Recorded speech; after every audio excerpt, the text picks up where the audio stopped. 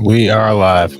I was just trying to make up their mind, uh, and so you can understand like what is what is it just like to have a conversation. So, um, honored Donald, great uh, to speak. We had a great conversation yesterday. As you mentioned yesterday, if we could just record that conversation and post it, it would have been excellent. And I hope we can have something like that today. Well, I think we will. I'm pretty sure we will. And congratulations, because I see you broke every record in the book with so many millions of people. And it's an honor. We view that as an honor. And then you do want silencing of certain voices. Usually those are voices that have something to say that are constructive, oftentimes constructive. And Yeah. so we have to consider it an honor. But congratulations on breaking every record in the book tonight. That's great. Well, thank you.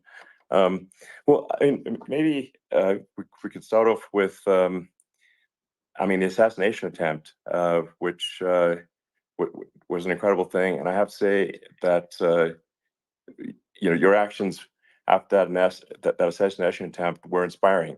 Um, you, instead of shying away from things, instead of ducking down, you were pumping your fist in the air and saying, fight, fight, fight. And I think that's, I mean, the president of the United States represents America, and I think that is America. That is strength under fire, and so that's a big part of the reason why I was excited to endorse you as the president of the United States for having another term here. Is that was just incredibly inspiring. But I mean, what was it like for you? Not pleasant. I have to Not be honest. pleasant. I said there was blood. I had Being more shot is blood. not I didn't much know I fun. had. I didn't know I had that much blood. The doctors later told me that the ear is a place that is a very bloody place if you're going to get hit. But in this case, it was probably the best alternative you could even think about because it went at the right angle, and it was a hard hit. It was very uh, I guess you would say surreal, but it wasn't surreal. I was telling somebody you have instances like this or like a lot less than this where you feel it's a surreal situation. And I never felt that way. I knew immediately that it was a bullet. I knew immediately that it was at the ear. Yeah. And because it hit very hard, but hit the ear.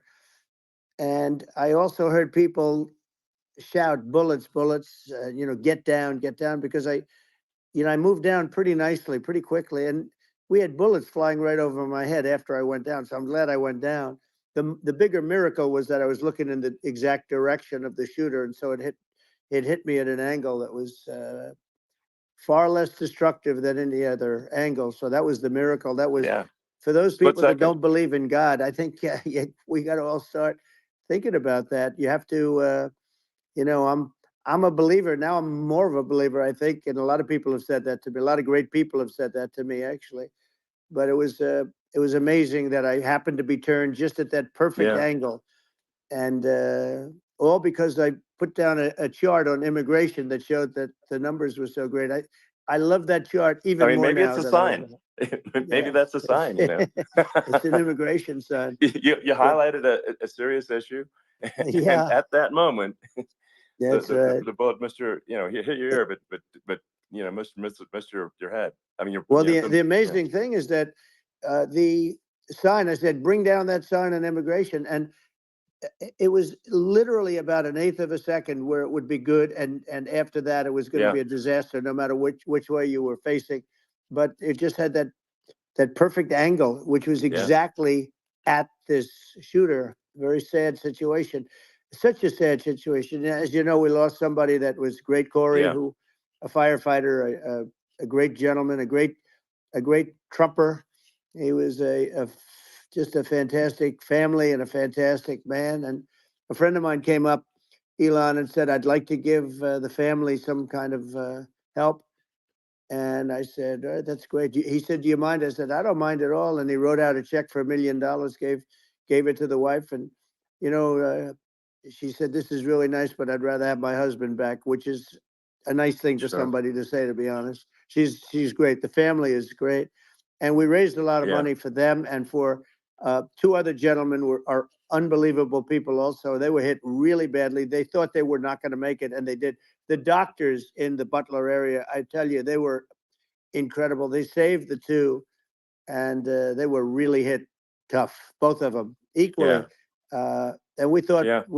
my first question was because I heard bullets flying over me. And I said, how many people were killed? Because we had a massive crowd there, a tremendous, Yeah. thousands and thousands of people. And there was no land. I mean, it was all people. So I said, how many people have been killed? Because I knew there were other shots being fired. Sure. And they said, we don't know yet, but some people have been badly hurt. And I have to give the Secret Service sniper, they call him, or sharpshooter, but sniper, because he didn't know there was a problem. He's an extraordinary shot, obviously, and he didn't know there was a problem. And he was able to pick it all out within 5 seconds. And he used one bullet from very far away, I guess probably about 400 yards. The shooter was 130, but he was on the opposite side of the field and the podium. And he saw the smoke and the flame from the gun, immediately recognized it, and immediately took a shot. And it was one perfect shot from very far away. And if he didn't do that, Elon, he would have. I mean, if he would have, a lot more people could have been badly hurt and killed. So I have to take my hat off to him, because that's also a surreal. You know, he's been with them for 23 years, and he's never had anything like this. And all of a sudden he has to act, and it's a very tough thing to act and to be shooting somebody. But he saw the gun, saw the smoke, saw the flame from the gun, very far away. Obviously has very good eyes. He's got very good vision, which I assume you have to have in that particular work. But he took aim very quickly, and they say it was approximately 5 seconds from long range, one bullet.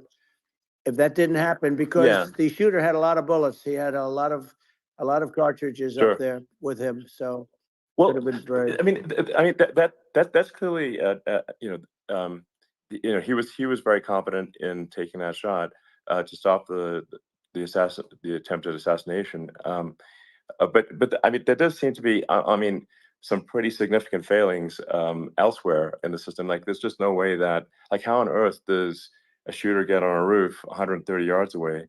That seems crazy. I think most people people are wondering how on earth could such a thing happen? Well, I view it as two ways. There should have been nobody on the roof. There were people, because there were so many tens of thousands of people there. There were people that were seeing him, and there was one woman with a red shirt and Trump all over it, and she's screaming. That guy's got a gun. You saw it probably. There's a guy up there with a gun. I mean, it's like I'm just. I guess. I mean, for my part, and I think probably many members of the public are wondering how the heck are, basically people wandering by pointing out there's a guy on the roof with a gun. And they're seeing it, but somehow it's not being addressed. That does seem crazy. Well, they're going to learn from this. The communication between the local police, who sort of had an idea, and then ultimately a man lifted himself up to the roof, could barely do it because he was pulling himself up, and he saw the man with the gun. The man with the gun pointed the gun at him. He thought he was probably going to get shot, but he was like pulling himself up, and because of that, he couldn't get to his gun. And he fell down, actually very badly hurt his leg, his ankle. I hear very badly, but he fell down. And he did, from what I understand, he did say there's a guy up there with a gun. And the shooting started very quickly after that. I think it forced the shooter to go maybe quicker. He was supposed to be a very good shot. My sons, Don and Eric, they can't believe what happened, but they said from 130 yards, a bad shot would hit that target almost every time. They said it's like in golf, sinking a 2-foot putt. Yeah, it's not a tough shot. It's not a long shot.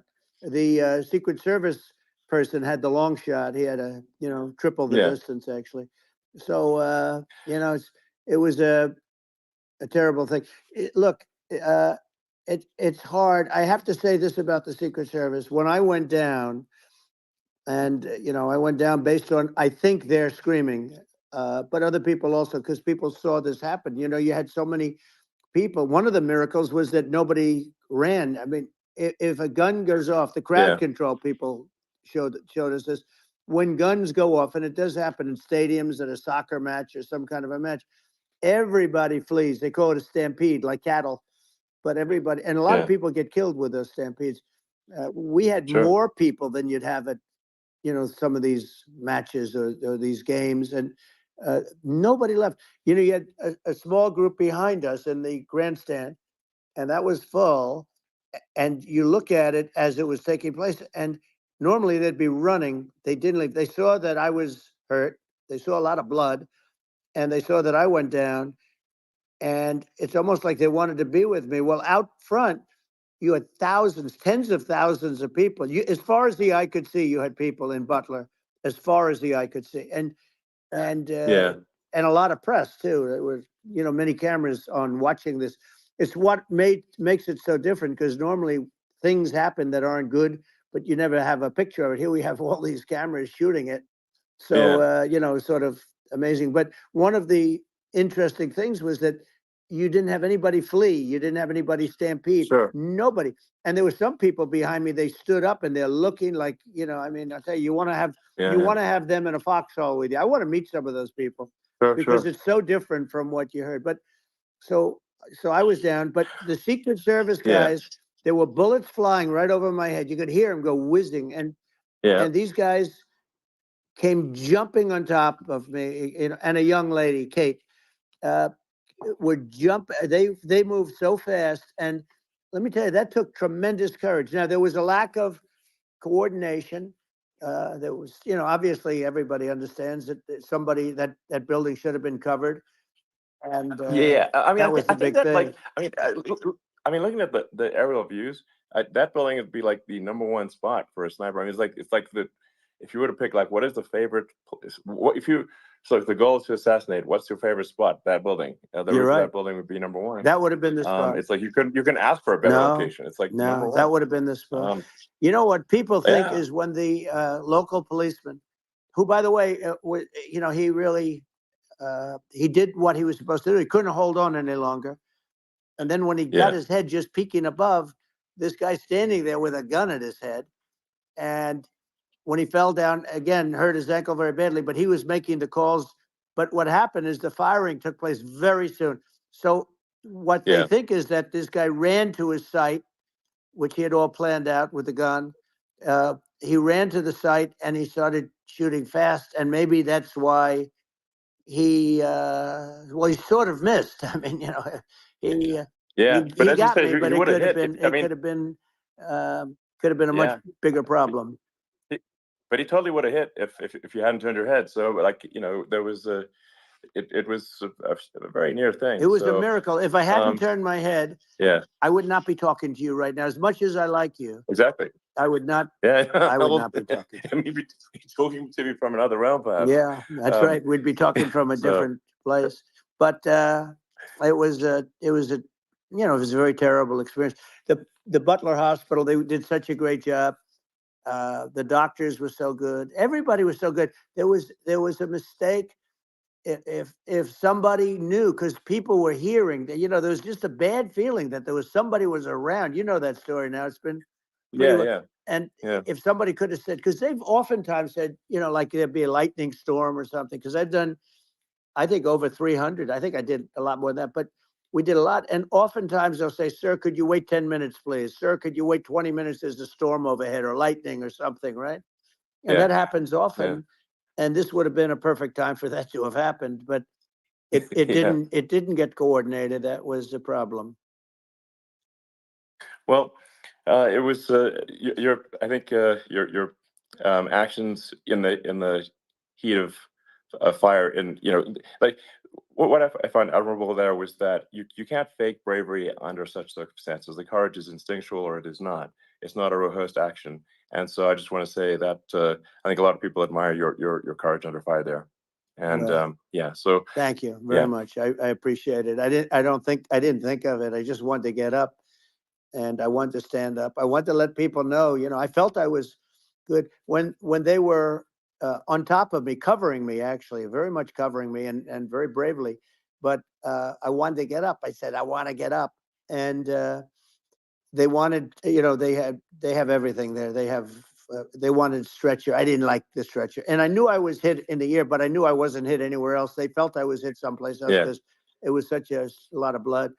And they were sure that I was hit someplace else. And they were saying, "Sir, you were hit more than the ear." I said, "Nope, I was hit in the ear. I want to get up. Let me get up." And so I got up, and the crowd didn't know what to think. I mean, this was so many people, and you could see they were confused. They didn't know what to think. And I wanted to let them know I was okay. It was very important for them yeah, to wild. You've seen the after. They didn't go wild when I yeah, got up because they didn't know, was I alive. You really couldn't tell when I stood up before the hand, before the fist in the air. Uh, they didn't know if I was alive. Nobody did. And when I put the fist up, they were just relieved and happy and thrilled, and the place went crazy. It was pretty amazing. yeah. It was a Well, terrible thing, but it was really nice. incredibly moving. Yeah. Um, well, and I mean, speaking of the sort of slide that got you to turn that uh, saved your life, really, was the illegal immigration Right. slide. Maybe this, That's right. maybe this is worth talking about that, It since was. It was. that slide You're saved your right. life, No, basically. the illegal immigration saved my life. You're right, but I I had to know be at that's that exact angle. I mean, that's a great one. Saved by illegal immigration. The incredible 100%. thing, though, when you talk about the odds, you had to be exactly at that angle. But the Yeah, incredible thing is that the chart, I used it less than 20% of the time. It was just a moment. yeah, It's always on my left, never my right, and it's always at the end of the speech. So here yeah, we have it. It's on the right, not the left. It's at the beginning, not the end. And even the people that put it up, they were unprepared, and they did a great job. They got it up immediately, fortunately. But I looked to the right, and the bullet came whizzing by, hitting my ear. So it was amazing. But when you think of the odds of that, and yeah, yeah, that normally you wouldn't use it. Normally I wouldn't have the thing, and then it would yeah, have been a very different story. It's very much, I say, an act of God. It's a miracle that it happened, and I'm sure. honored by it. I'm honored by it. Well, what were you about to say about illegal immigration before you were rudely interrupted with a Well, I was bullet? going to say how good the numbers were. By the way, we're going back to Butler, and we're going to go Great. back in October. We're all set up, and the people are fantastic in Butler. It's a great area. Great. These are incredible people. Like the three that, in the case of Corey, killed, and the other two, the families I got to know them a little bit, and the families are great. But we're going back to Butler, and I think I'll probably start by saying, as I was saying, As you were prior to saying, being so so, horribly interrupted. yeah, But yeah. So rudely interrupted by an yeah, assassination so it was, attempt. but no, but the chart, Some people have no manners. Elon, the chart was just a chart that in my last week we had the best illegal immigration numbers, meaning stopping. It was at the lowest. You've seen the chart. It's become quite a famous Yeah, chart, yeah, but that was the lowest yeah, point ever recorded. It was a really, I mean, I was very proud of those numbers. And then you see what happened with these people, Kamala and Joe. You see what happened. They just let it go. I had remain in Mexico policies. I had all these different policies that was so good. Uh, Guys like Tom Holman and Brandon Judd from Border Patrol. All these are all people that they've been on television. They says the best numbers we've ever had. We had so many different checks, catch and release in Mexico, not the United. We had catch and release in the United States. We had it in Mexico. We had so many things. We had things where many people come in there, they have contagious diseases. We had everything passed. If you have a contagious disease, I'm sorry, but we cannot allow you into the country. So we were setting Yeah, literally records, and all I was doing is showing that, and I use it sometimes, sure. and in this case, I'm glad I used it. I can tell you that, but they were fantastic numbers. But I'm going to sleep with that chart always. I'll be sleeping with that chart. That chart was very important for a lot of reasons. Well, I mean, would it be accurate to say that you're supportive of legal immigration, but that but we also need to shut down illegal immigration, and especially unvetted illegal Yes, immigration, because and that's not the same as saying that everyone who's an illegal immigrant is bad. In fact, I think most people who are illegal immigrants are actually good, but you can't tell the difference unless there's a solid vetting of who comes across the border. Does that accurately 100%. represent your position? I say it Okay. very simply. They have to come in legally. They have to be checked Yeah. because look, Kamala was the border czar. Now she's denying it. Everything that I do, she's Yeah. saying she was strong on the border. We're going to be strong. Well, she doesn't have to say it. She could close it up right now. They could do things right now. It's horrible. Uh, no tax on tips, and all of a sudden she's making a speech and there will be no tax on tips. I said that months ago.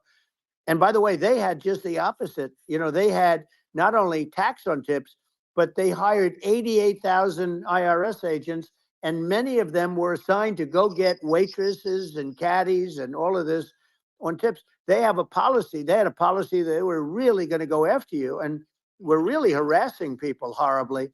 And then all of a sudden, for politics, she says, she comes out with what I said, which I think is terrible, and I think it's also hitting them very hard. These people are fake. Now they're also saying they did a good job on the border. We had the worst numbers in the history of the world, not of our country. There's never been a country in history that has had a catastrophe like this. We've had, I believe, and I think you believe this too, you hear 12 Yeah. million, 13. I believe it's over 20 million people came into our country, Yeah. many coming from jails, from prisons, from mental institutions, or a bigger version of that is Yeah. insane asylums, and many are terrorists. And I'll tell you what, they're coming not just from South America, they're coming from Africa, they're coming from all over the world. They're coming from Asia, they're Yeah. coming from the Middle East, they're coming from countries that are uh, stupidly and horribly bombing Israel October 7th. They're coming from all over the world. And you look at, it's so sad October 7th because it should have never happened. Yeah. It's so sad when Sure. you look at Ukraine. It should have never happened. We have a defective Yeah. government. These are defective people, and they're not people that should be running it. But where you see it the best is the border, because you have millions of people coming in a month, and then she gets up and she tries to pretend like she's going to do something. She had 3.5 years. And by the way, they have another 5 months that they can do something, but they Yeah. won't do anything. It's all talk. She's No. incompetent and he's incompetent. And frankly, I think that she's more incompetent than he is. And that's saying something because he's not too good. Yeah. No, I think it is essential to have a secure border. I mean, you're really not a country unless you have a Correct. secure border. And And uh, secure elections, you too. know, yeah, absolutely secure elections. And so it's just essential to have a real border, or we can't function as a country, and our service, our essential services are being overwhelmed in a lot of cities. Um, and as we were talking about earlier, I think having a legal immigration process that is smooth and efficient and done well, and speaking as someone who is a legal immigrant, and I think I mean, like one way to think of it is, who do you want on your team? Um, who do you want on Team America? And I think we want to just say, okay, we want to let in people who are gonna, be great contributors to our society and to our economy, Right. and and who do you want on the team? And it's not to say that, like in my opinion, actually, I'd say like probably most of the illegal immigrants actually are actually good, hardworking people. That's my opinion. But some are not, and you just have this sort of adverse selection process where, if somebody's if somebody's like you know, has a career in theft or robbery, I don't understand what's taken them so long to get here. Because we're such a target-rich environment. I mean, why aren't more people who have a career in, bad things coming here sooner? Because it's a piece of cake to go rob, houses in LA or New York, compared to other parts of the world. And in a lot of places in America, if you try to stop the person who's robbing you, you'll be arrested. Yeah. So it's It's insane. it's right. I mean, what's happening with crime, and our police are so good, but they're not allowed to do their job. But I have to tell you, Elon, I They're hate not. to say it because it's such a downer to say it. I hate to say it. I hate it, but uh, you have a lot of people that just shouldn't be. I think it's a much bigger number than you think. They're I allowing, think you're again, right. they're Yeah. allowing people from their jails. And if you were running one of these countries where they're coming from, you would have had all of them. As an example, Venezuela, their crime is down 72%. They're taking their drug dealers. They're taking, frankly, their prisoners. They're emptying out their prisons. They're taking their criminals, their murderers, their rapists, and they're Yeah. delivering them into But that's what Castro did yeah, that. well, he did on a much smaller scale. Yeah. It was a much smaller Yeah. scale. But this is a massive scale because this is being done worldwide. But here's what's happening: crime all over the world is down. And wait till you see the numbers that we have.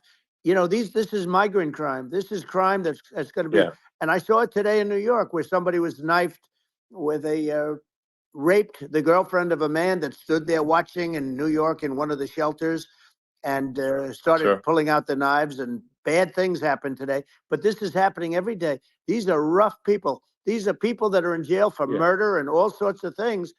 And they're releasing them into our country. And they're telling them, if you come back, we're going to kill you. We're going to give you the death penalty or kill you. So they don't want to come back. But these are rough people. Yeah. These are criminals that make our criminals look like nice people. And it's horrible what they're doing. And she's in charge of it because, now she's trying to say she Sure. had nothing to do with it. And she's such a liar because she was called the border czar the first day, and it was on the headlines of every newspaper. She's the border czar, and she never even went there. She went to one location, which had nothing to do with where the problem is. She went in and out, I Right. guess, because she was getting a lot of pressure, Yeah. but Yeah. had nothing to do where the problem Yeah. is.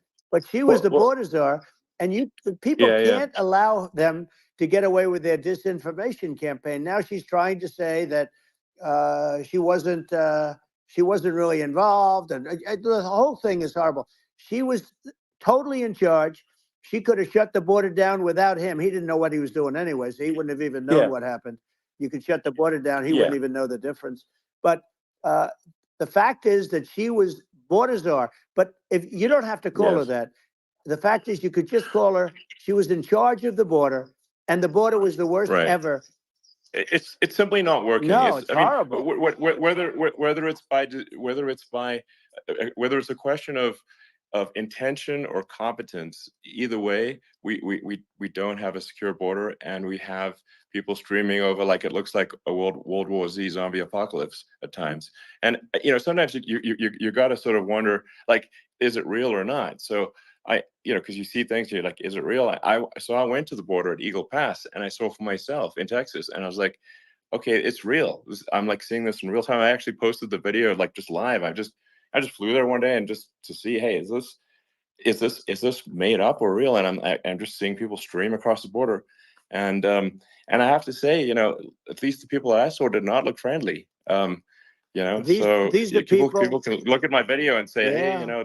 these people look friendly. I don't look super friendly. So These are people that Elon would not be the same man if he had to walk across the street and look these people in the eye. These are rough people. These are really rough people coming across. And I know rough people. And these are people that we don't want in our country. And, the caravans are coming in, and they're putting, and who's doing this are the heads of the countries. And you would be doing yeah, it, and so would I. And everyone would say, oh, what a terrible thing to say. The fact is, it's brilliant for them because they're taking all of their bad people, really bad people. And I hate to say this, the reason the numbers are much bigger than you would think is they're also taking their non-productive people. Now, these aren't people that will kill you. We have enough of them. But these are people that are non-productive. They are just not productive. I mean, for whatever reason, they're not Yeah, yeah, workers, or they don't want to work, or whatever. And these countries are getting rid of non-productive people in the caravans in many cases. And they're also getting rid of their murderers and their drug dealers and the people that are yeah, really brutal people. And they're coming into our country yeah, at levels that have never been seen before. And I saw an ad just before I got on the air. I'm walking over here, and I saw an ad by Kamala saying how she is going to provide border security. Where has she been for 3.5 years? For 3.5 years, yeah. No, no. we have 20 million people I poured think in. is It's a terrible yeah. I thing. think this, frankly, I think this is a fundamental existential issue for the United States. And if we have another 4 more years of open borders, and it's going to be even worse with another 4 more years, it's going to be even worse than it's been for the past 3.5 years. I'm not sure we've got a country You don't left have a country at that left. point. Elon, if they get in, you will have 50 to 60 million people from all over the world, not South America only. You know, we think of South America, we think of Honduras and El Salvador, Guatemala, and Mexico, you know, the four. But it's not that. It's everywhere. They're coming in from Yeah, everywhere. And I had to stay in yeah, I think Mexico. this is a super important Yeah. point. Like people, it's like basically when I went down there, I was like, well, where are people from? It's like almost no one was from Mexico. To No, be clear, Mexico less, it's less than just the the others. border. It's just the border with Mexico, but the people coming in, it's Earth, the rest of Earth, and America is only about 4 or 5% of the population of Earth. It would only take a few percent of the rest of Earth to overwhelm everything in the We're US. already overwhelmed, Elon. We're overwhelmed. You had to see the news tonight about New York. New York, and I love that place. And what they're doing to it is horrible. What they're doing to it, and all the courts do is they Yeah. try and focus on Trump. Okay, then let's focus on Trump, who did nothing wrong. I complain about a rigged election. Elon, what's happened is unbelievable. You have from Africa, from the Congo, they're coming from the Congo, and 22 people came in from the Congo recently, and they're murderers, and they're dropped. They drop them. They take them out of jails, which is very expensive, you know, to maintain the jails. Although they don't do too much maintaining, I can tell you. But they take them out of jails, prisons. They take them out, and they bring them to the United States. They deposit them in the United States and say, "Don't ever come back, or you're going to be executed." And they don't want to come back, but they won't come back. Sure. But they're coming from Africa. They're coming from Asia. They're coming from the Middle East. They're coming from South America. Just They're Earth, coming from rest of Earth, everywhere. basically. And there are a lot of Yeah, really everywhere on bad Earth. ones. It's just an everywhere on Earth thing, and it's just not possible for the United States to absorb everyone from Earth, or even a few percent of the rest of Earth. It's just not possible. Well, So Elon, we're going to have, just yeah. to finish this up, we're going to have the largest deportation in history of this country, and we have no choice. Otherwise, we're going to have a country, what they've done to our country. Think of it, with in Venezuela and in some of these other countries, crime is down 50, 60, 70, 80%. And you would be the same. You would have. Yeah. I'll tell you what. Venezuela has not gotten rid of all of them. They've gotten rid of about 70% of their really bad people. Their jails are about 50% put into the United States. The same with other countries. Some are at 30%, some are at 50%. They're all different. But the bottom line is they're all going to be at 100%. Why wouldn't you put 100% of it? Yeah. And they're doing it right now while this third-rate phony candidate. Don't forget, I beat Biden. He failed in the debate miserably. And, some people said, oh, gee, it's too bad. It's too bad he did so badly, or I did well in the debate. The first night they said, wow, one of the people at CNN said that was the greatest debate performance I've ever witnessed. And then 2 days later, they didn't talk about that. They just said he was bad. But that's okay. That's the way I get treated, and I don't mind that at all. What I can tell you is this.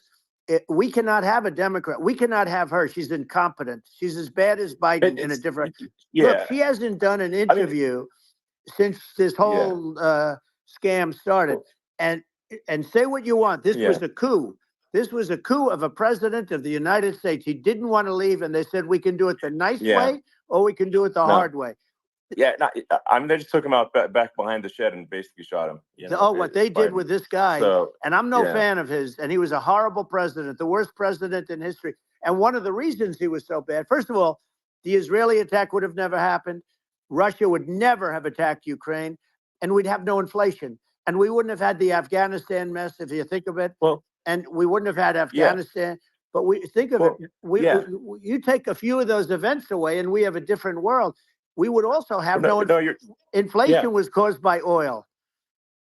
Yeah, I think you're making an excellent point here, which is that when other countries can, that are, are thinking about invading or doing bad things, when they're thinking about that, they're thinking about, okay, what's the American president going to do? And do they fear the American president, or is it someone they do not respect and do not fear? And I think they would. They rightfully be. I mean, look at that the footage with the assassination. They're like, okay, uh, President Trump is like, don't mess with me. I mean, that's like, whereas I think people are not going to be, and they obviously have not been at all intimidated by Biden, and they certainly will not be intimidated by Kamala. And you have to really think of that in the context of global security. That if the American president is someone that, like, evil dictators are scared of, that makes a huge difference to the security of the world. So I had a good relationship with Putin, despite the Russia hoax that lasted for over 2 years. Just a hoax created by Hillary Clinton and Adam Shifty Schiff, some just bad people, just sick people, frankly. I mean, Schiff is a sick person. He's going to end up probably being a senator. It's hard to believe. The whole thing is hard to believe. But, they put our country in danger with that stuff, too. They actually, when they make up stories, and you have to fight your way out of it for a long time. But I know Putin very well. I got along with him very well. He respected me, and it's just one of those things. And we would talk a lot about Ukraine. It was the apple of his eye. But I said, don't ever do it. Don't ever do it. I shut down Nord Stream 2. That was the big oil pipeline, the biggest pipeline in the world going all over Europe. I shut it down. Biden came, and then they say, I loved Russia. I was a friend of Putin, and I loved Russia. No, he actually said to me one time, he said, if you're my friend, I'd hate to see you as an enemy. I shut down his pipeline, the biggest pipeline. They were looking at that to fund. And this pathetic president gets in there. And the first thing he did, one of the early things he did, is he shut down Keystone XL pipeline, which is our pipeline that would have employed 48,000 people, pipeline workers, shuts it down. That was, a massive job that Obama refused to allow. Yeah. I allowed it in my first week because it was jobs and it moved oil. And by the way, in a much more environmentally friendly way. It's underground. It's not a truck that catches on fire or a train that catches on fire. But think of it. He shut down the XL pipeline, the Keystone XL pipeline. Yeah. He shuts that down, and he approves the Russian pipeline. Yeah, it doesn't make any sense. It's inconsistent. Certainly, but I mean, I think it's just worth emphasizing, to listeners, the immense importance of whether the United States president is intimidating or not intimidating, and how much that matters to global security. Because there's some real tough characters out there, and if they don't think the American president is tough, they will do what they want to do. I know every one of them. And that puts the whole world in danger. Elon, I know every one of them, and I know them well. I know Putin. I know President Xi. I know Kim Jong-un of North Korea. I know every one of them. And let me tell you, people will say, oh, this is terrible. He said, I'm not saying anything good or bad. They're at the top of their game. They're tough. They're smart. They're vicious. And they're going to protect their country, whether they love their country. They probably do. It's just a different form of love, but they're going to protect their country. But these are tough people at the top of their game. And when they see a Kamala or when they see Biden, Sleepy Joe, they can't even believe it. They can't believe this happened. All the stuff that you're seeing now, all the horror that you look at Israel, they're all waiting for an attack from Iran. Iran would not be attacking, believe me. When I was there, and I say it with respect, because I think we would have been good with Iran. I don't want to do anything bad to Iran, but they knew not to mess around. Iran was broke because I told China, if you buy from Iran oil, it's all about the oil. That's where the money is. But if you buy oil from Iran, you're not going to do any business with the United States. And I meant it. and they said, we'll pass. They didn't buy oil. Other countries, likewise. Sure. You want to buy, you're not doing business with the United States. And they were at a point where they had no money for Hamas. They had no money for Hezbollah. They had no money for any of these instruments of terror. And it was amazing. In fact, there were articles when I was leaving, which is hard to believe, actually, especially when you look at what's happened to our country. Our country is so bad right now. It's such a different place. We were respected. Think of it. 4 years ago, we were so respected to a point where when I said don't buy oil, they didn't buy oil, but they had no money, and Israel would have never been attacked. It is zero chance. And again, I said to Vladimir Putin, I said, don't do it. You can't do it, Vladimir. You do it, it's going to be a bad day. You cannot do it. And I told him things that what I do, and he said, no way. And I said, way. And it's the last time we ever had the conversation. He would never have done. I got along well with him. I hope to get along well with him again. Getting along well with them is a good thing, not a bad thing. I got along well with Kim Jong-un. When I met with President Obama just before entering, it's a sort of a ritual. And I sat down with him and we talked. It was supposed to be for a very short period of time. It turned out to be a long period of time. I said, what's the biggest problem? He said, North Korea. I had that problem worked out very quickly. It was nasty at the beginning with Rocket Man and, all the different things. Yeah. But all of a sudden I got a call. Those were some epic tweets, by the way. Yeah, they were epic everything. He said that he has a red button on his desk. I said, I have a red button on my desk too, but my red button is much bigger and my red button works. And then I called him Little Rocket Man, Little Rocket Man. Anyway, here's the bottom line. All of a sudden I got a call from him. And they said they want to meet. They want to meet me. And we met, as you remember, we met in Singapore. We met also in Vietnam. And I got along with them great. We were in no danger. But President Obama thought we were going to end up in a war, a nuclear war with him. And let me tell you, he's got a lot of nuclear stuff, too. Exactly. He's got plenty of nuclear. He can do plenty of damage. Yes. I mean, it's because, people like Kim Jong-un, they respond to strength, not weakness. Well, he and I had a good relationship. Remember I met him and we walked onto his land. Nobody ever walked onto his land before. I walked onto. I wouldn't say. Let's bring up Secret Service again. I wouldn't say they were thrilled when I did that. I walked onto his land, and it was an amazing period. But we were not in danger with him because of me. I always say that we have enemies on the outside and we have enemies on the inside. We have some really bad people in our government and people that are controlling of the people. I mean, I'd mention names, but I really don't want to give them the credit. But we have some really bad, and I say they're more dangerous than Russia and China. If you have a smart president, a president that gets it, we are not in danger from those countries because they need us and they need our help. I mean, we forced Obama, if you think about it, Obama and Biden, and Bush to a certain extent, in all fairness, forced Russia and China together. And if you're a history student, the first thing you learn is you cannot let Russia and China align. But then they also got, if you take a look, Iran, and they have North Korea. That's, they call it the axis of evil. In the old days, you had the axis of evil. Here we have a modern day axis of evil. These are powerful countries, very heavy nuclear, which is the biggest threat. The biggest threat is not global warming, where the ocean's going to rise 1/8 of an inch over the next 400 years. And you'll have more oceanfront property, right? The biggest threat is not that. The biggest threat is nuclear warming, because we have 5 countries now that have significant nuclear power, and we have to not allow anything to happen with stupid people like Biden. Biden did something with Russia. There was no chance of him ever going in. And when I left, and then after I left, they started forming big armies on the border with Ukraine, right? And I looked at that, and I thought he was doing that because Putin's a good negotiator. I thought he was doing that to negotiate. But then Biden started saying such stupid things. For instance, he said that it can be a NATO country. Now, Russia, for as long as there's been NATO, has said we're never going to agree to that. And we go right up front and say that.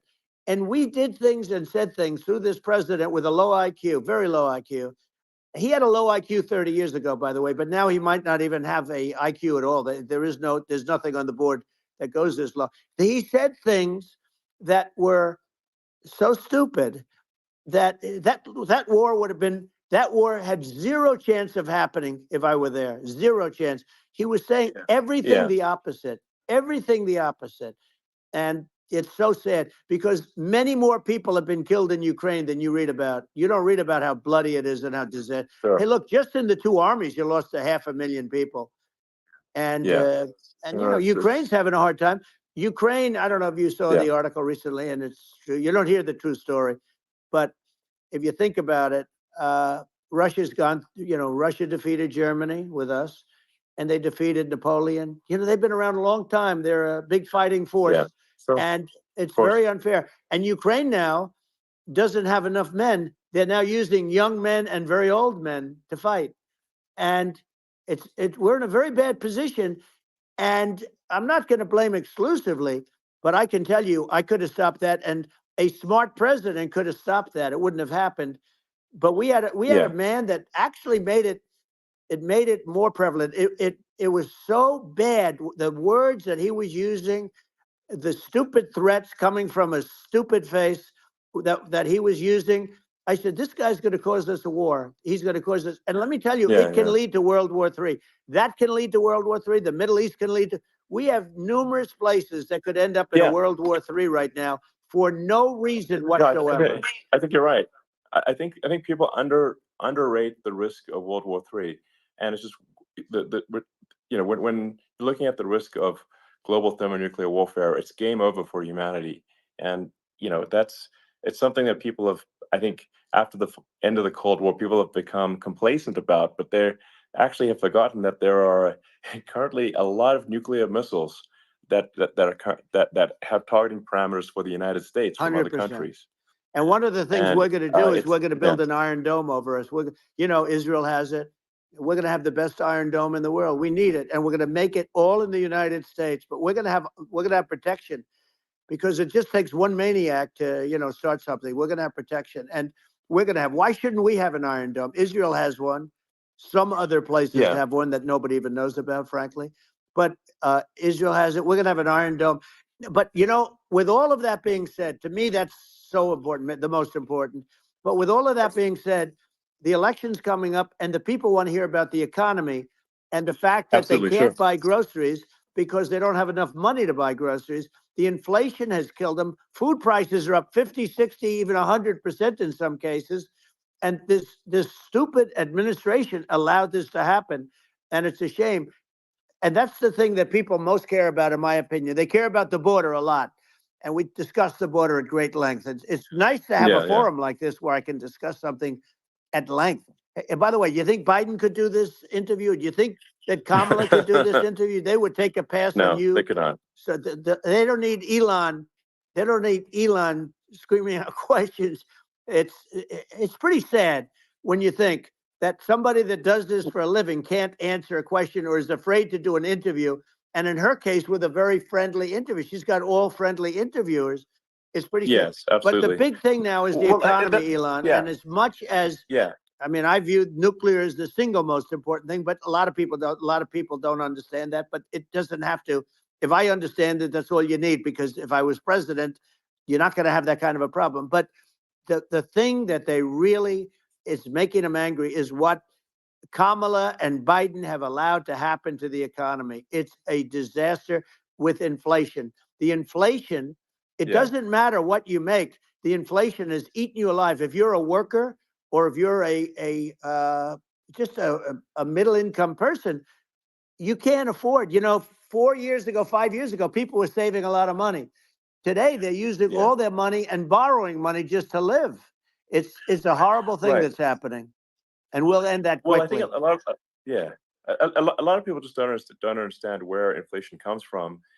Inflation comes from government overspending, because the checks never bounce when it's written by the government. So if the government spends far more than it brings in, that increases the money supply. And if the money supply increases faster than the rate of goods and services, that's inflation.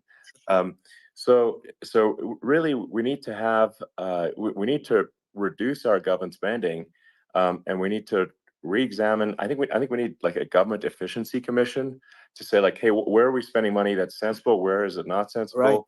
Right. And we need to live within our means. We're currently adding, I think, $1 trillion to the deficit roughly Right. every 100 days. That's right. And the interest payments on the national debt have now exceed the defense budget. It's on the order of $1 trillion, It's interest. and it keeps I growing. rebuilt our military, largely rebuilt our military, did a great job on it, which was so important. You know, we had jets, we had fighters that were, and bombers that were 70 years old. And we did a great job in that. Then by the way, we gave 85 billion of it back to Afghanistan, if you can believe it. We gave them 85 billion. You know, they're one of the largest sellers of military equipment in the world. They're selling what we gave them. That was one of the most embarrassing days in the history of our country. But if you think about, let's go back to the economy. We have to bring energy prices down. Energy started at the price of gasoline. Now your cars don't require too much gasoline, so you know you have a good, and you do make a great product. I have to say, I have to be honest with you. That doesn't mean everybody should have an electric car, but these are minor details. But your product is incredible. But the gasoline, Elon, is the cost of energy. Not only gasoline, it's the cost of heating your house and cooling your house. That has to come down. It's gone up 100%, 150, and 200%, and that has to come down. When that comes down, and we're going to drill, baby, drill. You know, they stopped drilling, and then they went back to drilling because they went back to the Trump policy. But if they won the day after they get into office, this country will go out of business because they're going to go to an energy policy that's not sustainable. Wind and different things. You're not going to have anything. And I know you're a big fan of the AI, and I have to say that AI, and this is shocking to me, but AI requires twice the energy that the country already produces for everything. So you're going to have to build. We're going to have to build a lot of energy if our country will be competitive with China, because that's our primary competitor for this on the AI. You're going to need a lot of electricity. You're going to need tremendous electricity, like almost double what we produce now for the whole country, if you can believe it. Sure. Well, just going, back to this, like this basic thing, that people try to make it sound complicated, but it's not. But inflation is caused by government overspending. Would you agree that we need to take a look at government spending and have perhaps a government efficiency commission that just tries to make the spending sensible, and so the country lives within its means, just like a person The waste is incredible, and nobody negotiates prices. You used to have a lot of people making jets, and you end up with two companies, and they'll probably try and merge at some point. I mean, I went through it, like Air Force, just a thing like Air Force One. One of the first documents they asked me to sign, a general said, "Sir, would you please sign this document?" And what is it? Air Force One. That's with Boeing, which is basically two planes, two 747s. And the price was $5.7 billion for two planes. Now, now they're highly sophisticated. That's insane. They're even nicer than your plane, okay? But much more sophisticated. They're very, I won't say what's on it, but they got a lot of stuff on it. Anyway, but it's 5.7. That's a crazy number. It's a crazy number. But I said, I'm not going to pay 5.7. I'm not going to do it. I said, who made the deal? Obama and his people. I said, well, then I know the deal's no good. I'm not going to do it.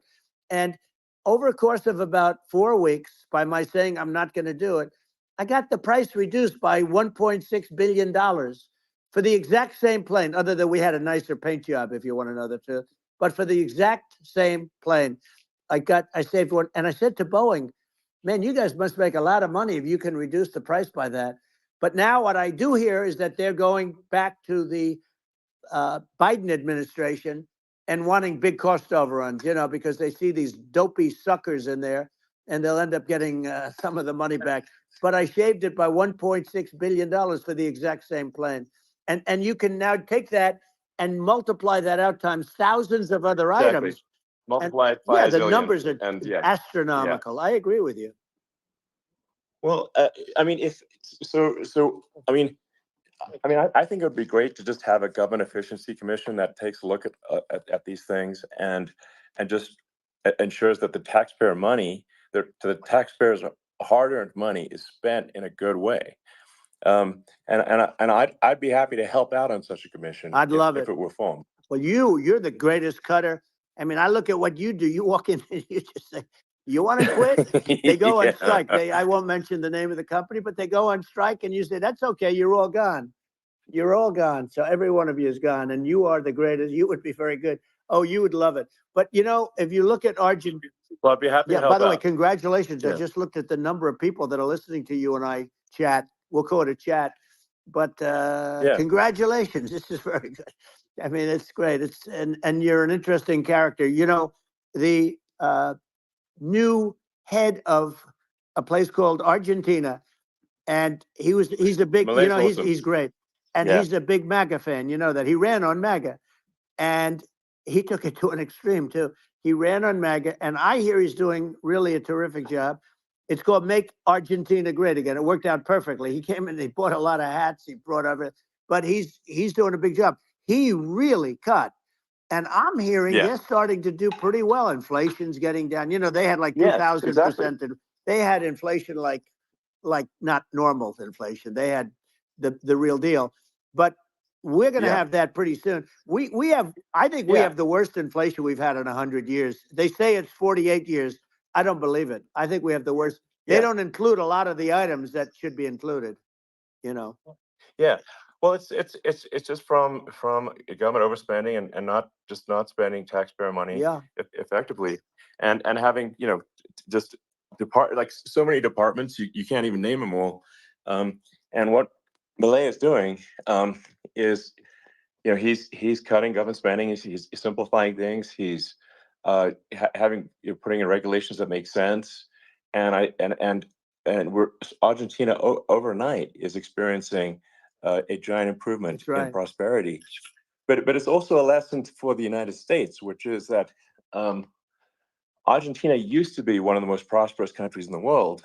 In the 30s, 40s, and because of bad government policy, it ruined the country. And if you take Venezuela, for example, Venezuela should be incredibly prosperous. They have phenomenal reserves of everything, oil, everything, and it should be prosperous. But if the government's wrong, it impoverishes the people. And so I think we should not be complacent in the United States in thinking that and taking our prosperity for granted, because if with bad government policy, we can run the country into the ground. And that's just something people should bear in mind. Don't take prosperity for granted. Well, think of education. So we're ranked at the bottom of every list of the top 40. We're ranked number 40, number 38. Norway, Switzerland, Sweden, different countries are ranked good. Actually, China's pretty close to the top. They're a top 6 or 7. But we're ranked at the bottom, almost at the bottom, 38, 39, 40. In other words, horrible. And yet we spend more per pupil than any other country in the world. So we spend more. And what I'm going to do, one of the first acts, and this is where I need an Elon Musk. I need somebody that has a lot of strength and courage and smarts. I want to close up Department of Education, move education back to the states, where states like Iowa, where states like Idaho, not every state will do great, because states that basically aren't doing good now. You look at Gavin Newsom, the governor of California. He's terrible. He does a terrible job. So he's not going to do great with education. But of the 50, I would bet that 35 would do great, and 15 of them, or 20 of them, will be as good as Norway. Norway is considered great. You can name them. I mean, they're so good. Some of these countries are so good. But if you go into some of these really well-run states, we have states that don't know what debt is. We have states that have low taxes, no debt, everybody working. They're really well-run. Sure. And maybe they have certain advantages in terms of location, in terms of, the land or the sun and the water and the whole thing. There are a lot of advantages that some people have. But if you moved education back to the 50, you'll have some that won't do well, but they'll actually be forced to do better, because it'll be a pretty bad situation. But if you think about it, you'll have some of these states. I'll bet you'd have 30, 35 states It'll be much better. And you know what it'll cost? Less than Yeah. half what it is in Washington. And Yeah. these people don't care Well, about the yeah. students in these, faraway states. And it'd Well, be unbelievable. yeah. I think you're making a good point in that if the states have to if each state has to compete against other states, then people will That's naturally right. move to states where it's better. Well, like California, as we said, it's a badly run state. I could go through it. I got so many friends that are in those states, even if they're Democrats. I hate to mention certain states, but Illinois is badly run with Pritzker. He's a real loser. But Yeah. some of these places are just badly run. But it's almost going to force them to run better, and they won't do it good initially. But you're not going to do worse than you're doing right now. And I would say that Yeah. you would cut your cost by 50 or 60%. And you'd have a little Yeah. monitor. You want to make sure they're teaching English as an example. Give us a Yeah. little English, right? Sure. Yeah. Right? No, but I mean, to what I mean, some of these governors are doing so badly. I mean, they got so many people moving out of their state. They should get U-Haul Salesman of the Year award because they're driving so much U-Haul. It's sales. actually It's amazing. just people moving out. Isn't it amazing to you as a businessman that they can even survive? Like Illinois, so many people are leaving, and you wonder, how do they survive? I mean, how do they survive?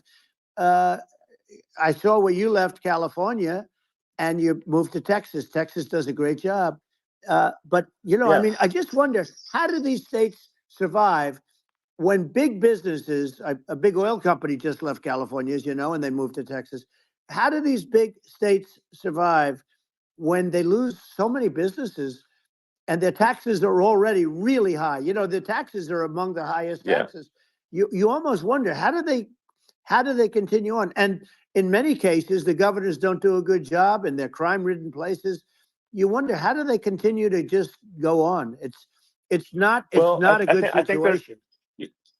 I mean, I think the only thing that's going to force some of these states to change is if they risk bankruptcy and they're not getting bailed out by the federal government. Right. Well, That's you're the going to only thing have that's going to that. get them to change. You remember the area in California where they had that, where I guess somebody had sticky fingers and they stole a lot of money, and they went into a form of chapter, and it was very nasty for a period of time. But now it's probably the most popular place in all of California. So at some point, something like that may have to happen. But the problem is, you can't penalize people that loan money to the state when you have incompetent people like a Pritzker. Look, the family didn't want him in the family business, and then he ends up being governor of Illinois. So what is he going to be? Is he going to be a great governor? And you have people. I could name every one of them. I got to know every one of these, and some are very good, and some are just horrible. Well, I think the larger point here too, as you're saying, like a lot of people are concerned about the economy, a lot of people are concerned about inflation, and inflation is effectively a tax on people that save money, and for people that are working day to day, it's just a form of taxation. And if we can solve the government spending problem, we'll solve the inflation problem, which means people will have a better standard of living, and that's a really big deal. Well, the people that got hurt worst are the people that did it the way they were taught to do it all through, their younger life and their young life and their whole life. The people that saved money and then they got no interest on their money and inflation destroyed them. And frankly, they were almost better off if they didn't do anything like that. I mean, those people have been absolutely decimated, and we're going to bring those people back and help those people. We've got to get the prices down. When I look at bacon costing 4 or 5 times more than it did a few years ago, when you look at some of the food products in grocery stores, people go, they can't believe it. They used to be able to buy a whole cart, and today, a lot of people just don't have the money. They go in and they can't buy anything. They look at it's sticker shock. They call it sticker shock, right? I think it really just comes, like I said, I think it just comes down to really, I guess, two things, which is that if you solve government overspending, you solve inflation, which improves living standards of the average person, and then if you deregulate, like have sensible regulations, so because a lot of the regulations are nonsensical and cause the cost to be extreme for no reason, but unless you've got effective deregulation, like Reagan did a great job on deregulation in the 80s, but it's been 40 years since we had That's right. anyone really. I mean, during your administration, we made some progress, but I think the opportunity to make, I think, radical progress with sensible regulation. And if Well, Elon, those two things, yeah, those are the big deals. we set a record. We did more deregulation and more restrictions on all of the different businesses than any other president. Remember, I had the rule for every one we put in, you have to get rid of 10 or 12. And we did Yes. radical cuts on all of that. And a lot of that's being put back by this administration. And we did radical cuts on things that weren't necessary. But we were all set. You know, we had the best economy ever maybe in the world. And then what happened is COVID came in and we had to focus on that and nobody knew what it was. And I always say I got good marks on economy, good marks on military. We knocked out ISIS. We did so many different things. We rebuilt. But, you know, I never got the credit that we really deserved on what we did with COVID. We never got the credit. But had that not happened, a gift from China, from Wuhan, came in from Wuhan, the Wuhan labs, and I always said it, and it turned out to be right. But had that not happened, we were set to start reducing debt. We were going to reduce taxes further. I gave the largest tax cuts, and we were going to reduce taxes still further for middle-income people, not only businesses. But we did it for businesses because they're the ones that's why we had the great job numbers. But we were set to really start reducing debt. And, you know, we're sitting on the biggest pile of liquid gold anywhere in the world, bigger than Saudi Arabia, bigger than Russia. And we were going to drill and we were going to make so much money. We were going to supply Europe with oil. I had stopped the Russian pipeline and we were going to supply them with oil and gas. We were going to make a fortune. And then the COVID came in and we really had to divert. Then what happened is when they came in, you know, we kept a lot of businesses alive. If I didn't do what we did, we would have had a 1929 type depression. But the problem is when Biden came in, he got trillions of dollars and just started spending it stupidly. You didn't need it anymore. You know, we got over that bad period where everybody was dying and feeling, you know, it was just not a good period. Interestingly, you know, during his administration, many more people died during his administration of COVID than during my administration. And we really got the brunt of it.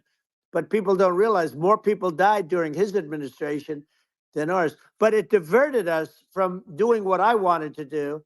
But we had the greatest for, you know, almost 3 years. We had the great, and you know that probably better than anybody. So many of your friends said to me, the best years we've ever had in business were during the Trump years. And also said that African American, Hispanic American were so incredible.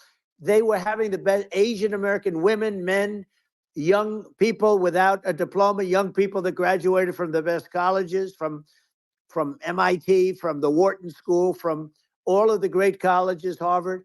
They were doing better, and people without a diploma were doing better, and everybody was happy. And then COVID came, and we had the problem is they spent trillions and trillions of dollars. They wasted. They shouldn't have taken any money, and we wouldn't be having inflation right now, which is killing our country. Yeah, absolutely. I mean, I should probably say something about, like, you know, maybe my views on, you know, climate change and oil and gas, because I think I'm probably different from what most people would assume. Because my views are actually pretty, I think, moderate in this regard, which is that I don't think we should vilify the oil and gas industry and the people that have worked very hard in those industries to provide the necessary energy to support the economy. And if we were to stop using oil and gas right now, we would all be starving and the economy would collapse. So it's, you know, I don't think it's right to sort of vilify the oil and gas industry. And I you know, the world has a certain demand for oil and gas, and it's probably better if the United States provides that than some other countries. And it would help with prosperity in the U.S. And at the same time, obviously, my view is like we do over time want to move to a sustainable energy economy, because eventually you do run out of. I mean, you run out of oil and gas. It's not there. It's not infinite. And there is some risk. I think it's not, the risk is not as high as a lot of people say it is with respect to global warming, but I think if you just keep increasing the parts per million in the atmosphere long enough, eventually it actually simply gets uncomfortable to breathe. People don't realize this. If you go past 1,000 parts per million of CO2, you start getting headaches and nausea. And so we're now in the sort of 400 range. We're adding, I think, about roughly 2 parts per million per year. So I mean, it still gives us. So what it means is like we still have quite a bit of time, but so there's not like we don't need to rush, and we don't need to like stop farmers from farming or prevent people from having steaks or Right. basic stuff like that. Like you can leave the farmers alone. I agree. How crazy is that? Where I mean, you have farmers that are not allowed to farm anymore and have to get rid of their cattle, and the whole world is a little crazy. But it's largely taken its lead from us.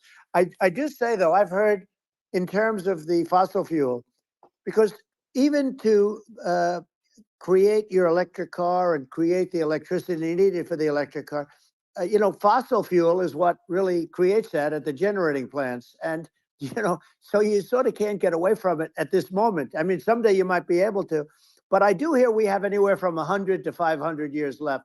Much of it hasn't even been found yet. Yeah. But there are tremendous, like Anwar. I got Anwar in Alaska approved. Ronald Reagan couldn't do it. Nobody could do it. Everybody tried. Nobody could do it. I got it approved. The first thing that Biden did was unimprove it, to get rid of it. He ended it. His secretary went in and she ended it.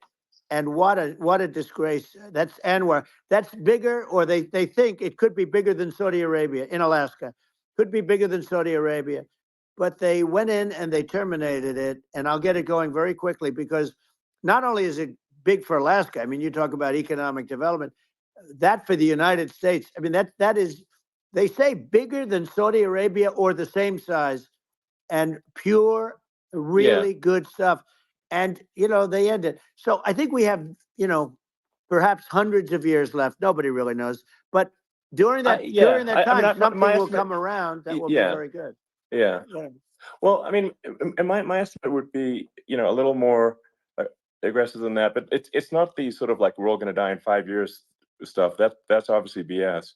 But I mean, my view is like if you just look at sort of the parts per million that increments every year, you get sort of 2 or 3 parts per million every year of CO2. I mean, I think some of that it's problematic if it accelerates, if you start going from 2 or 3 to say 5, and then there may be some situations where you get just a step change increase in the CO2.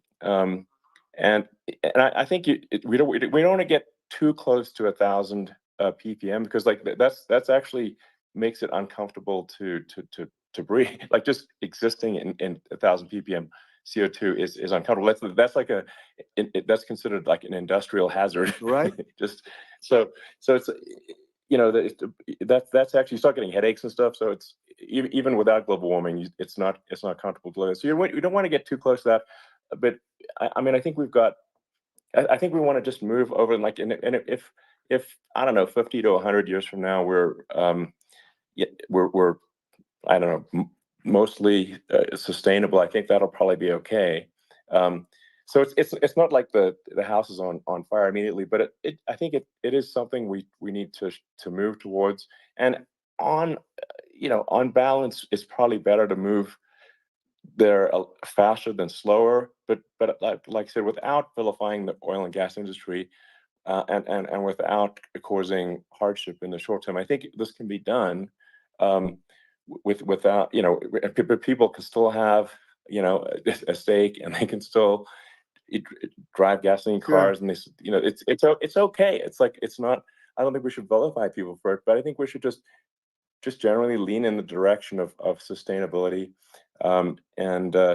I actually think solar is going to be a majority of Earth's energy generation in the future, and it's certainly trending that way.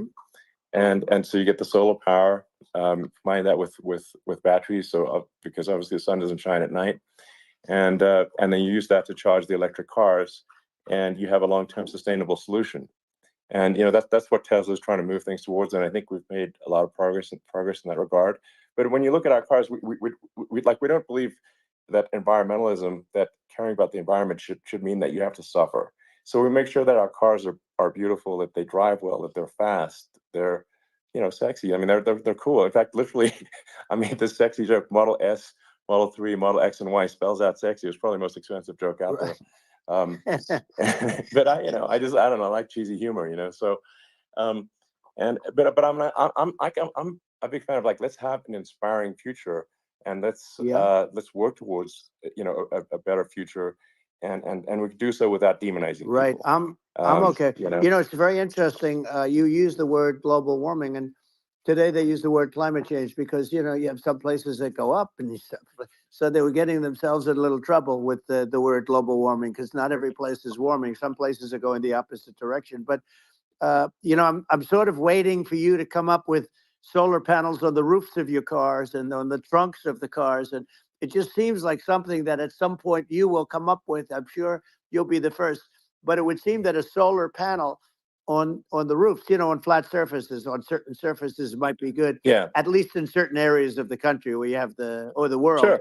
where you have the sun. But I would think, and I have no idea because that's not my world, but I would think that this would be something that would be interesting. But the one thing that I don't understand is that people talk about global warming or they talk about climate change, but they never talk about nuclear warming. And to me, Sure. that's an immediate problem, because you have, as I said, 5 countries where you have major nuclear, and probably some others are getting there, and that's very dangerous. That's where you need a strong American president, because you don't want to have this proliferation. But you have 5 countries and getting more. China is much less than us right now, but they're going to catch us sooner than people think. They're way lower. Russia and us are number 1, and I mean, we're sort of tied. And China is far behind, but they're developing at a level that you're not surprised to hear, very fast. They'll end up catching up, maybe even surpassing. But to me, the biggest problem is not climate change. It's not, and everything's a problem, but it's degrees. To me, the big problem is the nuclear power. The power of nuclear is so great. And when I talk about I'll prevent World War III, I will. But the truth is that you have to, because this is no longer army tanks going back and forth and shooting at each other. This is a level of destruction and power that nobody.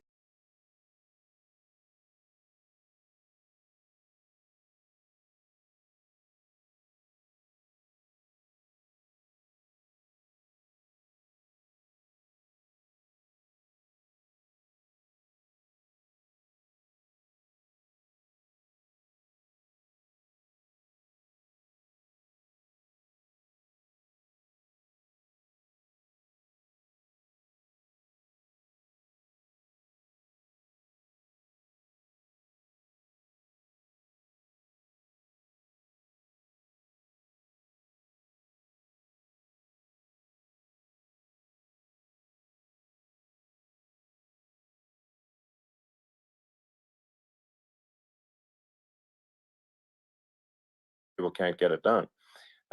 So that maybe they'll have to change the name. The name is it's a rough name. There are some areas like when you see what happened in bad branding. We'll have to rebrand it. We'll have to give it a good name. We'll name it after you or something. No, it has a branding problem. When you see what happened, it does have a branding problem. When you see what happened in Japan, where they say you won't be able to go on the land for about 3,000 years. Did you ever see that? And in Russia, where they had the problem, where they there's a lot of bad things happened, and they have a problem. And they say that in 2,000 years, people will start to occupy the land again. You realize it's pretty bad. No, that's not true. But you're right about it. It's amazing.